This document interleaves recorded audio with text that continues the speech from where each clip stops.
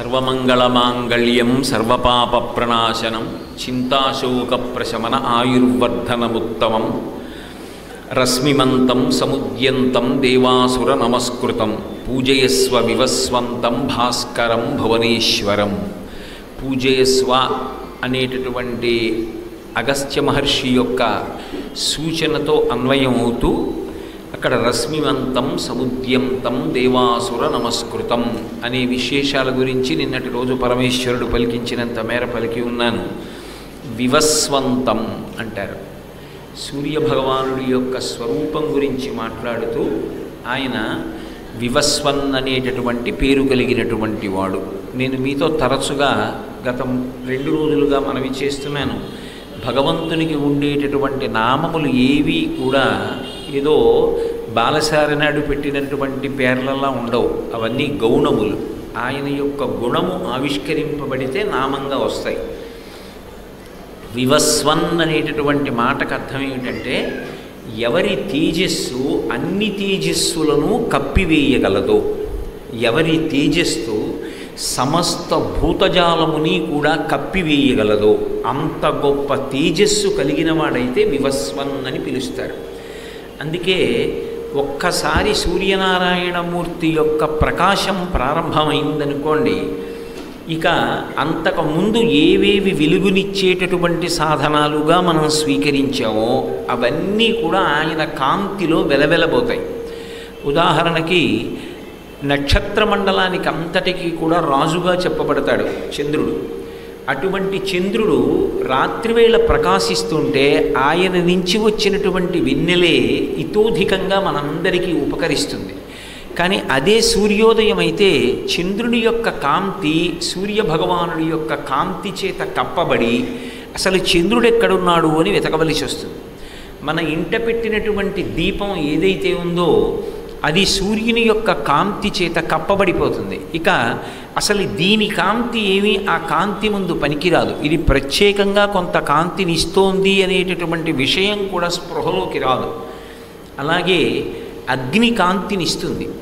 కాంతినివ్వగలిగినటువంటి అగ్ని ఏది ఉన్నదో ఆ అగ్ని యొక్క కాంతిని కూడా సూర్యనారాయణమూర్తి యొక్క కాంతి కప్పేస్తుంది. ఇది కాక ప్రతివారి యందు కొంత కాంతి ఉంటుంది. ఆ కాంతి క్షీణించిపోయిందనుకోండి, మృత్యుదశ సమీపించేస్తోంది అని గుర్తు, అవసాన దశకి చేరిపోతున్నాడు అని. అందరిలో ఉన్నటువంటి తేజస్సుల్ని కూడా ఆయన తేజస్సు కప్పేస్తుంది. అంత గొప్పగా అన్ని తేజస్సులను కప్పగలిగినంత గొప్ప తేజస్సు కలిగినటువంటి వాడు, అటువంటి కిరణ సముదాయం ఉన్నవాడు. పైగా ఇందులో ఆయన దగ్గర ఉండేటటువంటి విశేషం ఏమిటి అంటే, దీన్ని నేను నా వెలుగు చేత కప్పడమా, నా వెలుగు చేత కప్పకపోవడమా అనేటటువంటి ప్రశ్న ఆయనకు ఉండదు. అది శవం కానివ్వండి, కుళ్ళిపోయినటువంటి కుక్క యొక్క శరీరం కానివ్వండి, లేదా ఒక మహాత్ముడు కానివ్వండి, అరవిరిసినటువంటి పువ్వు కానివ్వండి, పండినటువంటి పండు కానివ్వండి, మంగళప్రదమైన వస్తువు అమంగళప్రదమైనటువంటి వస్తువు అనేటటువంటి 2 భేదములు ఆయన యందు ఉండవు. ఉండకుండా దేన్నైనా సరే తన వెలుతురు చేత కప్పుతాడు. 2 అసలు సూర్యనారాయణమూర్తి యొక్క ఈ నామం ఒక విషయాన్ని ధృవీకరిస్తుంది. సూర్యనారాయణమూర్తి యొక్క స్వరూపం గురువు యొక్క స్వరూపం. మీరు అందుకే శ్రీరామాయణం బాలకాండలో వశిష్ఠ మహర్షి ఇక్ష్వాకు వంశాన్ని చెప్తారు. ఒకానొకప్పుడు ఈ లోకమంతా అవ్యక్తమై ఉండేది. అవ్యక్తము నుంచి బ్రహ్మ, బ్రహ్మ నుంచి మరీచి, మరీచి నుంచి కశ్యపుడు, కశ్యపుడి నుంచి సూర్యుడు, సూర్యుడి నుంచి మనువు, మనువు నుంచి ఇక్ష్వాకు, ఇక్ష్వాకువు నుంచి కుక్షి, కుక్షి నుండి వికుక్షి, వికుక్షి నుండి బాణుడు, బాణుడు నుండి అనరణ్యుడు, అనరణ్యుడి నుండి పృథువు, పృథువు నుండి త్రిశంకువు, త్రిశంకువు నుండి దుందుమారుడు లేక యువనాశ్వుడు, ఆయనకి మాంధాత, మాంధాతకి సుసంధి, సుసంధికి ధ్రువసంధి ప్రసేనజిత్, ధ్రువసంధికి భరతుడు, భరతునికి అసితుడు, అసితునికి సగరుడు, సగరునికి అసమంజసుడు, అసమంజసునికి అంశుమంతుడు, అంశమంతునికి భగీరథుడు, భగీరథునికి కకుత్సువు, కకుత్సువుకి రఘువు, రఘువుకి ప్రవృద్ధుడు, ప్రవృద్ధునికి శంఖనుడు, శంఖనుడికి సుదర్శనుడు, సుదర్శనుడికి అగ్నివర్ణుడు, అగ్నివర్ణుడికి మళ్ళీ మరునికి ప్రశిశ్రుకుడు, ప్రశిశ్రుకుడికి అంబరీషుడు, అంబరీషునికి నహుషుడు, నహుషుడికి యయాతి, యయాతికి నాభాగుడు, నాభాగుడికి అజమహారాజు, అజమహారాజుకి దశరథ మహారాజు, దశరథ మహారాజుకి రామలక్ష్మణ భరత శత్రుఘ్నుడు. ఈ ఇక్ష్వాకు వంశం. ఆ ఇక్ష్వాకు వంశంలో ఈ అవ్యక్తమైనటువంటి ప్రపంచంలో మొట్టమొదట అవ్యక్తము నుండి వచ్చినవాడు బ్రహ్మ. బ్రహ్మకి వచ్చినటువంటి ప్రజాపతి మరీచి. ఆ మరీచికి పుట్టినటువంటి వాడు కశ్యప ప్రజాపతి. ఆ కశ్యప ప్రజాపతి యొక్క కుమారుడిగా వచ్చినవాడు సూర్యుడు. సూర్యుడు గురువు, గురుస్థానమునందు ఉంటాడు ఆయన. అందుకే సూర్యోపాసన చేసినటువంటి వాళ్ళకి ఆంతర తిమిరము తొలగిపోతుంది. లోపల ఉండేటటువంటి అజ్ఞానము అనేటటువంటి చీకటిని పోగొడతాడు. మీరు చూడండి, లోకంలో భయమునకంతటికీ కూడా కారణం ఏది అంటే చీకటి ఒక్కటే. అసలు నిజానికి చీకటి భయకారకం. చాలా చీకటిగా ఉందనుకోండి, మీరు ప్రయాణం చెయ్యండి అంటే నేను భయపడతాను. ఎందుకు భయపడతాను అంటే ఆ వస్తువు ఏది అన్నది ప్రకటనంగా తెలియదు, స్పష్టంగా తెలియదు. ఎప్పుడైతే వస్తువు యొక్క యథార్థ స్వరూపము అవగతము కాదో అప్పుడది భయహేతు అవుతుంది. అక్కడ ఒక తాడు పడిందనుకోండి, అది తాడులా కనపడదు, పావులా కనపడుతుంది. చీకట్లో ఉన్న వస్తువు ఉన్నట్టు కనపడకపోవడమే భయమునకు కారణం. అప్పుడు మీరు ఏ వస్తువు తీసుకొచ్చి అక్కడ పెట్టండి, అది అసలు యథార్థంగా ఏమిటి అన్నది తెలియదు. తెలియనంతసేపు భయమే ఉంటుంది. నేను ఏదో నా దగ్గర ఉన్నటువంటి ఆదిత్య హృదయం పుస్తకం పట్టుకొచ్చాను అనుకోండి, అది పామో తాడో తెలియదు. నేను చదువుకుంటున్నటువంటి చదువుకి సంబంధించిన ధ్రువపత్రాలు పట్టుకొచ్చాను అనుకోండి, ఏమీ తెలియదు. నేను సంపాదించిన డబ్బుకి సంబంధించినటువంటి ఏవో ధ్రువపత్రాలు కొన్ని తీసుకొచ్చి అక్కడ పెట్టాను అనుకోండి, అది పామో తాడో తెలియదు. కానీ దీపం ఒకటి వెలిగిందనుకోండి, ఆ దీపపు కాంతిలో అది పాము కాదు తాడు అని తెలుస్తుంది. సత్యము ఎరుకలోకి రాగానే అప్పటి వరకు ఉన్నటువంటి భయం అంతా పోతుంది. ఇది పాము కాదురా తాడని చెప్పి వెళ్ళి చేతితో తీసి పక్కన పారేస్తాడు. సత్యము గోచరించాలి అంటే వెలుగొక్కటే సాధనం. ఆ వెలుగు గురువుకి పర్యాయపదం. అందుకే గురువు జ్యోతిస్వరూపం. అందుకే మీరు ఒక విషయం గమనించండి, ఈ ప్రకాశాన్నే చెప్తారు భగవంతునికి పర్యాయపదంగా. అందుకే దేవతలు అన్నప్పుడు దివ్ అన్న శబ్దంలోంచి వచ్చింది. వాళ్ళు కాంతి, ఆ వెలుతురికి సంకేతాలుగా ఉంటారు. గురువు అసలు రాశీభూతమైనటువంటి వెలుగు. గురువు ఎక్కడుంటాడో అక్కడ అజ్ఞానం అనేటటువంటి చీకటి ఉండే అవకాశం ఉండదు. సూర్యనారాయణమూర్తి ప్రధానమైనటువంటి గురుస్వరూపాల్లో ఒకటి.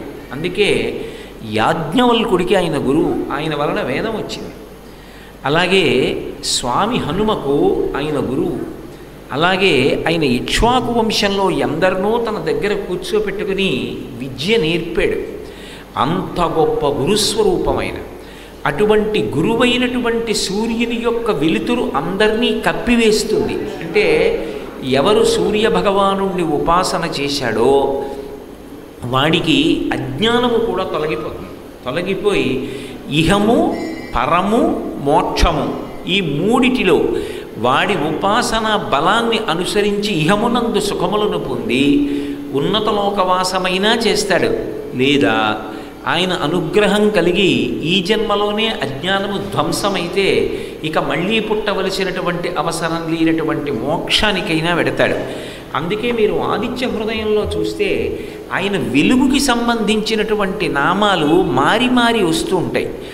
అన్ని నామాల యొక్క స్థూలార్థము కిరణముల యొక్క ప్రస్తావనతో ఉంటుంది. అన్ని వెలుగుకి సంబంధించి ఉంటుంది. కానీ ఆ వెలుగు మాత్రం అన్ని వేళలా ఒక రకమైనటువంటి భౌతికమైన వెలుగు కాదు, అనేకమైనటువంటి విషయాలకు అది కారణమై ఉంటుంది. కాబట్టి అది ఒక గురుస్వరూపంగా కీర్తింపబడేటటువంటి వెలుగు. అన్నిటినీ మించి వివస్వన్ అన్న మాట చేత ఆయన వసు అంటే ఐశ్వర్యములకంతటికీ కూడా సంపదకంతటికీ కూడా ఆయన కారణమై ఉంటాడు. ఇందులో మీరు ఒక విషయాన్ని కొంచెం జాగ్రత్తగా పరిశీలనం చెయ్యాలి. కొన్ని అనుభవము చేత గొప్ప సుఖాన్ని ఇస్తాయి. అసలు అలా అనుభవించడానికి ఏముండాలి? ఈ శరీరం ఉండాలి. ఈ శరీరం ఉండేటట్టుగా చెయ్యగలిగినటువంటివి కొన్ని ఉంటాయి. ఈ శరీరం నిలబడడానికి కావలసినవి ఏముంటాయో అవి దొరకకుండా సుఖంగా ఉండడానికి, అంటే మనసు ఉత్సాహపడడానికి కావలసినటువంటి భోగ వస్తువులు ఎన్ని దొరికినా ప్రయోజనం ఉండదు. ఉదాహరణకి ఒక వ్యక్తికి తినడానికి అన్నం లేదు, త్రాగటానికి మంచినీళ్ళు లేవు, కానీ ఆయనకి ఒక బంగారు మేడని ఇచ్చారు, బోలెడన్ని పల్లకీలు ఇచ్చారు, ఎన్నో గొడుగులు ఇచ్చారు, ఆయన వెనక నడవడానికి ఏనుగుల యొక్క సమూహాన్ని ఇచ్చారు, గుర్రాలను ఇచ్చారు, ఒంటెలను ఇచ్చారు. ఆయనకి ఏమైనా ఉపయోగం ఉందా? వీటన్నిటికన్నా ఎదురుగుండా పూరిపాకలో ఉండి కడుపు నిండా అన్నం తిని బ్రతుకుతున్నవాడే చాలా ఐశ్వర్యవంతుడన్న భావన ఈ ఐశ్వర్యం అనుభవిస్తున్న వాడిలో ఉంటుంది. ఎందుకంటే ప్రాథమిక అవసరములు అని కొన్ని ఉంటాయి, అవి ఎప్పుడూ కూడా శరీరం నిలబడడానికి హేతువులవుతాయి. ఈ శరీరం నిలబడడానికి హేతువులైనటువంటి పదార్థములు లభించడం ఒక ఎత్తైతే, అవి లభించేటప్పుడు వాటిని ఏ కాలమునందు తీసుకోవాలో ఆ కాలమునందు నువ్వు తీసుకొని చెప్పగలిగినటువంటి మంట ఒకటి లోపల పుట్టాలి. అప్పుడే ఆరోగ్యవంతుడని గుర్తు. ఆ ఆరోగ్యం ఉండాలి, ఆ మంట చల్లారడానికి పదార్థాన్ని తీసుకోగలగాలి. ఈ రెండూ సమన్వయం అయ్యాయనుకోండి, అక్కడికాయన సంతోషంగా ఉన్నాడు అని నిర్ధారించవలసి ఉంటుంది. ఉదాహరణకి నేను బయట ఎక్కడ ఏం జరుగుతోందో నా కంటితో చూసి తెలుసుకుంటాను. వీధి గుమ్మంలోకి వచ్చి నించున్నాను అనుకోండి, ఎవరు వస్తున్నారో చెప్పగలను, ఎవరు వెడుతున్నారో చెప్పగలను. కానీ నా లోపల ఉన్నటువంటి పదార్థం అయిపోతోంది, నా శరీరం నీరసపడిపోతోంది, ఇందులోకి కొంత పదార్థం వెయ్యాలి అని నాకు తెలిసే అవకాశం ఉంటుందా? ఒకవేళ వెయ్యడం మొదలుపెట్టాననుకోండి, ఇంకా చాలు, ఇంకింతకన్నా వెయ్యకూడదు అని తెలిసే అవకాశం ఉంటుందా? ఉండదు. నా లోపలికి పదార్థం కావాలి, పదార్థం అయిపోయింది అని తెలియచెప్పడానికి పరమేశ్వరుడు లోపల నుంచి ఒక మంట పుట్టిస్తాడు. ఆ మంట పుట్టిస్తే దాన్ని ఆకలి అంటారు. ఆ ఆకలి అనేటటువంటి పేరుతో పుట్టినటువంటి మంట ఏది ఉంటుందో ఆ మంటని చల్లార్చుకోవడానికి వెంటనే కావలసింది ఏమిటి అంటే పదార్థం కావాలి. ఇప్పుడు పదార్థం ఎక్కడి నుంచి వస్తుంది? భూమి నుండి రావాలి. నేను ఇంత అన్నం తినాలనుకోండి, వరి పంట పండితేనైనా నాకు అన్నం వస్తుంది. కాబట్టి పంట పండాలి. పంట పండాలంటే మీరు ఒక్కసారి ఆలోచించండి, ఒక నెల్లాళ్ల పాటు నేను రావట్లేదు అని సూర్యుడు దీర్ఘకాలిక సెలవు పెట్టి వెళ్ళిపోయాడు అనుకోండి. ఆయన నేను ఒక 30 రోజులు కనపడను, మళ్ళీ ఓ 30 రోజుల తర్వాత కనపడతాను అన్నాడు అనుకోండి. మీరు ఒక్కసారి ఆలోచించండి, ఆయన యొక్క కిరణముల యందు ఒక విశేషం ఉంటుంది. వరుణ కిరణములు అని కొన్ని కిరణములు ఉంటాయి. ఆ వరుణ కిరణ సంజాతం ఏం చేస్తుందంటే మనిషిని అత్యంత బాధ పెట్టి పడగొట్టగలిగినటువంటి దుష్టమైన క్రిమికీటకాదులను తన వేడి చేత సంహారం చేస్తాడు ఆయన. ఒక్క 30 రోజులు సూర్యుడు రాలేదనుకోండి, కటిక చీకటి ఆవరిస్తుంది. కటిక చీకట్లో నీరు ఇంకదు, ఎక్కడ చూసినా బురద పెరుగుతుంది, దోమలు పెరిగిపోతాయి, ఈగలు పెరిగిపోతాయి. అసలు స్నానం చేసినటువంటి బట్ట ఆరమంటే ఆరదు, పెట్టుకున్న ఒడియాలు ఆరవు. అసలు అన్నిటినీ మించి ఎప్పుడైతే సూర్యోదయం జరగలేదో, సూర్యకిరణ ప్రసారం జరగలేదో ఏ పంట పండదు. అందుకే చూడండి, మీ ఇంట్లో సూర్యకాంతి పడదండి, అందుకే ఇటువైపు మొక్కలు పెరగవంటారు. సూర్యకాంతి పడితేనే మొక్క పెరుగుతుంది. కిరణజన్య సంయోగ క్రియ అని చిన్నప్పుడు మీరు చదువుకుని ఉంటారు. ఆ సూర్యకిరణములలో ఉండేటటువంటి శక్తిని తీసుకుని చెట్టు పత్రహరితాన్ని తయారు చేసుకుంటుంది, ఆకుపచ్చని పదార్థాన్ని. అదే దానికి ఆహారం. దాన్ని ఆధారం చేసి పెరిగి పెద్దదై కాయలు పళ్ళు ఇస్తుంది. ఆ సూర్యుని యొక్క కిరణములు చంద్రుడి మీద పడిన కారణం చేత ఓషధీతత్వం నిలబడుతుంది. అయినప్పుడు ఇవన్నీ తింటే ఆరోగ్యం వస్తుంది, ఇవన్నీ తింటే శరీరం బలం పుంజుకుంటోంది. అసలు శరీరం నిలబడడానికి కావలసినటువంటి ప్రాథమికమైనటువంటి అన్నం ఎక్కడి నుంచి వస్తోంది? ఆయన వలనే వస్తోంది. అన్నదాత ఎవరు? సూర్యుడే.